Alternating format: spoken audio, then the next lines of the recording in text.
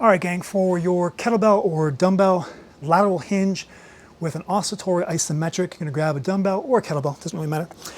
And you're gonna set up, make sure you have a good stack position of that thorax on top of the pelvis. So as always, big breath in. Without losing any height, stay tall, exhale, just let the lower ribs come gently down to your belt buckle. And then just slightly, belt buckle may come up to, or just slightly comes up to your lower ribs.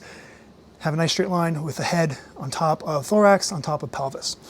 Okay, you're gonna maintain that posture throughout, and I'll give you a side view here as well. So for our first version of this oscillatory isometric, this is a lateral hinge, not a lateral lunge. Okay, so it's gonna be more of like a deadlift or a hip hinge type thing.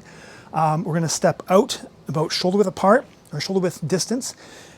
As I'm stepping out, I'm gonna drop the kettlebell, and so I have to kind of catch it. And I'm gonna rotate my left hip back. I'm gonna rotate my torso to the left.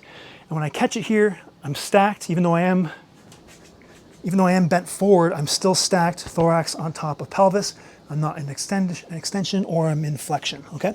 So once I have that, again, I'm catching, left hip goes back, I'm rotating, ankle, knee, hip, sternum, nose, kind of all in line with one another.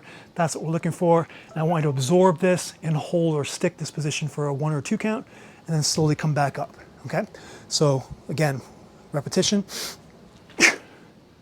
and back up. Let me give you one from the side. So again, maintain that good stack. You notice how my free arm kind of ends up behind my body.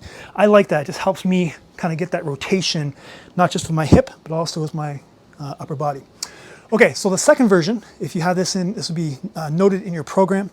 We're gonna go into a pulse. So basically the same thing, good stack, stepping out, catch, pulse, back up. Back up. For the third version, it's going to be absorb and then come quickly out of it and explode back to your starting position. I think I forgot to drop the first repetition.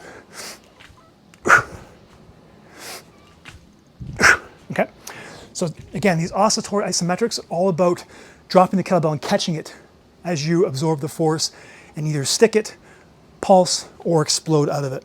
Guys, that is your kettlebell or dumbbell lateral hinge with an OI.